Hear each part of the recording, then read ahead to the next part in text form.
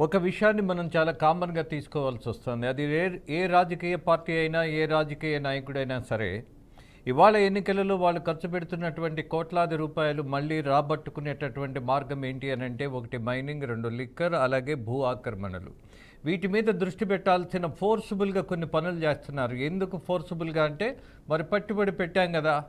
Ticket సంపాదించే దగ్గర నుంచి ఎన్నికలలో పోటీ చేసి గెలుపొందే వరకు ఖర్చు పెడుతున్నటువంటి వందల కోట్ల రూపాయలు. ఇవన్నీ మరి మేము పెట్టుబడి పెట్టాం కదా, తెచ్చుకోవాలి కదా, ఓట్లు కొన్నాం కదా, కొన్నప్పుడు ఇంకా ప్రజలకు సంబంధించి మాకేం బాధ్యత?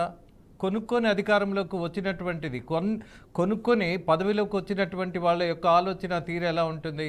వ్యాపారాత్మకంగానే ఉంటుంది. నిజానికి మనము ప్రాథమికమైనటువంటి కొన్ని విషయాలను చర్చించుకుంటే, ఎప్పుడో మనకి శ్రీశ్రీ అన్నారు, ఏ దేశ చరిత్ర చూసినా ఏమున్నది గర్వకారణమని.